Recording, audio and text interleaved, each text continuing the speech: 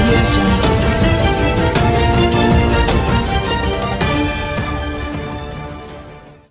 ఇది చాలా బాధ కలిగించే విషయం ఇది.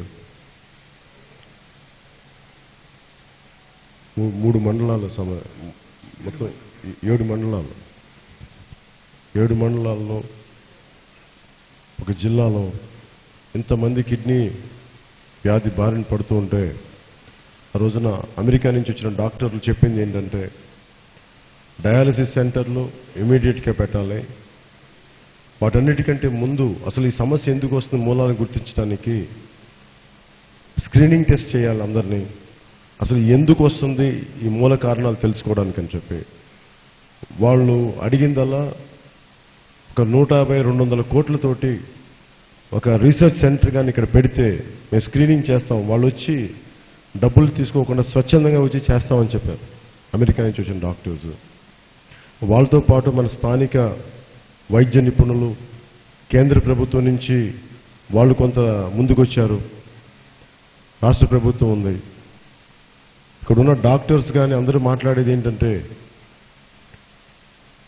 వీళ్ళిద్దరి మధ్య అనుసంధానం లేదు. కేంద్ర ప్రభుత్వాన్ని కేంద్రం చేసుకుంటూ వెళ్ళిపోతుంది. రాష్ట్ర ప్రభుత్వం 3 డయాలసిస్ సెంటర్లు పెట్టి ఇవి సరిపోతాయి అనుకుంటా ఉన్నారు. ఇక్కడ ముందుగా అడుగుతుంది బ్లడ్ బ్యాంక్ కావాలి. ఇక్కడ ఒక బ్లడ్ బ్యాంక్ పెట్టాలని కోరుకుంటున్నారు. ఇప్పుడు దాకా దాని దృష్టిలో రాష్ట్ర ప్రభుత్వం ముందుకు పోలేదు. కనీసం ఒక రాష్ట్రానికి సమస్యలు చెప్పుకుందామంటే ఆరోగ్య శాఖ మంత్రి లేడు, ఇక్కడ హెల్త్ మినిస్టర్ లేడు. ఆంధ్రప్రదేశ్ రాష్ట్రానికి ఎవరికి చెప్పుకోవాలి? ప్రభుత్వాధికారికి చెప్పుకోవాలా? పూనం మాలకొండ గారు చూస్తున్నారు. వారు ప్రభుత్వాధికారి కానీ కేబినెట్ మంత్రి కాదు. వారి అధికారులు పరిమితుల అధికారులకు ఉంటాయి. ఖచ్చితంగా కేబినెట్లో కూర్చొని ఉండాలి అంటే ఖచ్చితంగా దానికి సంబంధించిన మంత్రి ఉండాలి. హెల్త్ మినిస్ట్రీ ముందుకు తీసుకెళ్లాలి. హెల్త్ మినిస్ట్రీ నడపాలి అంటే మంత్రి ఉండాలి. కేవలం అధికారులు ఇచ్చింది సరిపోదు. పోనీ దీనిని ముఖ్యమంత్రి గారు మేము కోరుకునేది కూడా ఇందాక శ్రీలంకలో ఇలాంటి సమస్య ఉన్నప్పుడు నికరాగువాలో కానీ ముఖ్యంగా శ్రీలంకలో ఆ దేశ ప్రధాని, ఒక రాష్ట్ర ప్రధాని కాదు, ఆ దేశ ప్రెసిడెంట్, ఆ దేశ అధ్యక్షుడే ఆ సమస్యని తన ఆఫీసులో పెట్టుకుని తన స్వయంగా చూస్తున్నాడు. ఈ రోజున మనకి చూడటానికి మన ఉద్దానం ఎంతమంది బాధితులు ఉన్నారు. ఇందాక వచ్చిన అబ్బాయి కూడా నిన్న రాత్రి వాళ్ళ బంధువులు చనిపోయారు, రావాల్సిన వ్యక్తి.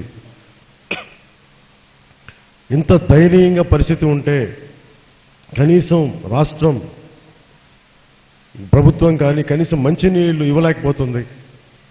రకరకాల 2 పథకాలు ఉన్నాయి. మళ్ళీ భూగర్భ జలాలు తోడిస్తే మళ్ళీ అదే జబ్బు మళ్ళీ తిరిగి వస్తూ ఉంది, తిరుగుతోడుతుంది, పెరుగుతూ ఉంది. ఉపరితలం నీళ్లు రావాలి. దానికి కనీసం ఈ 7 మండలాలని రాష్ట్ర ప్రభుత్వం కొన్ని ప్రత్యేక పరిస్థితుల్లో ఉన్నాయి కాబట్టి దీనిని ఒక మెడికల్ ఎమర్జెన్సీ, దీర్ఘకాలిక చర్యల కోసం మెడికల్ ఎమర్జెన్సీ ప్రకటించి తీరాలి. ముక్కుపచ్చలారని బిడ్డలు చనిపోతున్నారు. చాలా బాధాకరంగా ఉంది. పెద్ద మంత్రి, కార్మిక మంత్రి అచ్చెన్నాయుడు గారు ఉన్నారు, స్థానిక ఎమ్మెల్యేలు ఉన్నారు. ఇంతమంది ఉండి కూడా ప్రభుత్వంలో లేని గతంలో ఉన్న కాంగ్రెస్ నాయకులు ఉన్నారు. ఇంతమంది కలిసి కట్టుగా నడుం బిగిస్తే తప్ప ఈ సమస్యని ప్రభుత్వం చలించదు. జనసేన పార్టీ తరఫు నుంచి, మీ అందరి తరఫు నుంచి నేను మాట్లాడుతాను, నేను గళం ఎత్తుతున్నాను, నేను చెప్తా ఉన్నాను. కానీ నేను అధికారంలో లేను. కానీ కనీసం నేను చాలా మందిని మోటివేట్ చేయగలిగాను, ముందుకు తీసుకెళ్లగలిగాను. నిజంగా చాలా బాధ కలుగుతుంది. ఇదే మన ఇళ్లలో జరిగితే, ఈ మంత్రుల ఇళ్లలో జరిగితే, ముఖ్యమంత్రి వారికి సమీపాన్ని జరిగితే ఇట్లాగే స్పందిస్తారా? డబ్బులు ఉన్నాయి, 5 స్టార్ హోటల్స్ ఖర్చు పెట్టడానికి డబ్బులు ఉన్నాయి, ప్రభుత్వ ధనం. ఆ ప్రభుత్వ ధనాన్ని మనకి ఇక్కడ పెట్టడానికి వాళ్ళకి మనసొప్పట్లేదంటే ఇంతమంది దయనీయమైన పరిస్థితిలో ఉండి చనిపోతా ఉండి ఇబ్బందులు పడతా ఉంటే 3 ఆడబిడ్డలున్న 3 ఆడబిడ్డలున్న ఒక నవ యువకుడు కూడా ఈ కిడ్నీ వ్యాధిని బారిన పడి ఇంత పేదరికంలో ఉన్నారు అందరూ. ఇందాక మీకు చూపించాను. అంత దారిద్ర్య రేఖ దిగువన ఉన్న కుటుంబాలకి ప్రభుత్వాలకి ఎందుకు ఇంత చిత్తశుద్ధి లేదు, ఎందుకు బాధ లేదు, ఎందుకు ముందడుగే వేయట్లేదు, ఏదో తూతు మంత్రంగా చేశామని చెప్పి ప్రతిసారి ఒక ఎలక్షన్ తంతుగా చేస్తారు తప్ప నిజంగా మీరు మనసు స్పందించి ప్రభుత్వం ఎప్పుడు మన ఉద్దాన సమస్యను తీరుస్తారని చెప్పి నేను చూస్తా ఉన్నాను. నేను ఈరోజు అడిగింది 2019లో మనం ప్రభుత్వం స్థాపించి నేను దీని గురించి మాట్లాడట్లేదు. నేను అడిగేది ఈ క్షణం వచ్చే 24 గంటల్లో, వచ్చే 48 గంటల్లో కనీసం మీరు ముఖ్యమంత్రి గారిని ఒకటి అడుగుతున్నాను, మీరు హెల్త్ మినిస్టర్ని అపాయింట్ చేయండి. ఒక ప్రత్యేకమైన స్పెషల్ టీంని దీనికోసం మానిటరింగ్ టీంని అపాయింట్ చేయండి మన శ్రీకాకుళం ఉద్దానం కిడ్నీ సమస్య గురించి. మీరు కానీ ఇది చేయకపోతే వచ్చే 24-48 గంటల లోపు మీకు చిత్తశుద్ధి లేదు, ఇక్కడ మనుషులు అధోగతికి పాలవుతున్నా, చనిపోతున్నా, నలిగిపోతున్నా మీకు మనసు లేదని ఇంకోసారి మీరు మనస్ఫూర్తిగా మీరు బయటకు వస్తున్నారు, మీ నైజాలు బయటపడుతున్నాయి. ముఖ్యమంత్రి గారిని ఒకటే అడుగుతున్నా, మీరు 48 గంటల లోపున స్పందించకపోతే నేను కావాలంటే ఒక రోజు నా టూర్ ఆపి నేను నిరాహార దీక్ష చేస్తాను ఉద్దానం కిడ్నీ సమస్య సంబంధించి.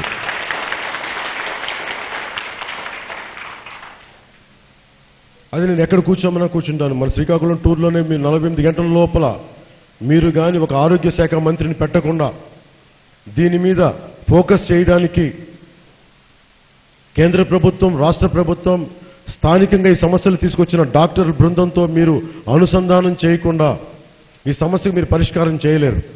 అందరూ కలిపి ఏకీకృతమైన ఆలోచన విధానంతో ఉండాలి, అందరూ కలిపి ఒకటి ఆలోచన విధానంతో ఉండాలి. ఇక్కడ రాజకీయాలు పనిచేయు, రాజకీయ పార్టీలు పనిచేయు, రాజకీయ ప్రతినిధులు కాదు. ఇది ఒక మనిషి సమస్య.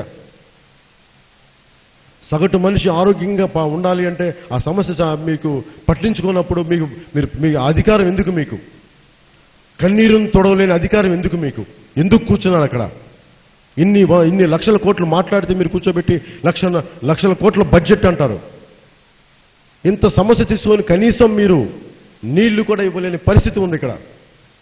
ఎన్టీఆర్ గారి పథకాలని చెప్పారు, ఒక్కటి సరిగ్గా అందట్లేదు. డయాలసిస్ సెంటర్లు అని చెప్పారు, మళ్ళీ అది అరాకొరగా ఉంది.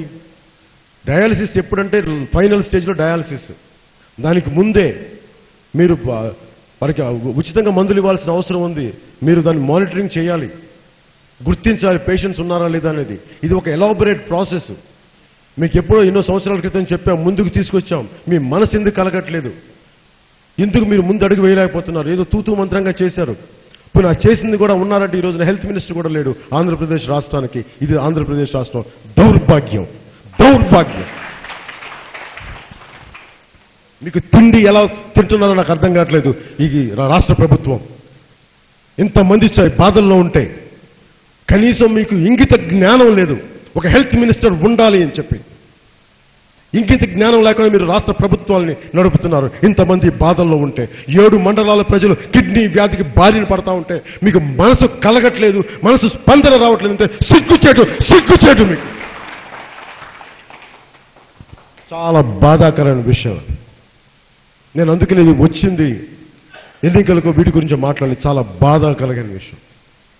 48 గంటల లోపు ఆరోగ్య శాఖ మంత్రిని పెట్టకుండా దీని మీద ప్రభుత్వం ఒక అనౌన్స్మెంట్ చేయకపోతే వచ్చే 2 రోజుల్లోనే నేను నిరాహార దీక్ష కూర్చుంటాను. మీకు మనం చెప్తుంది.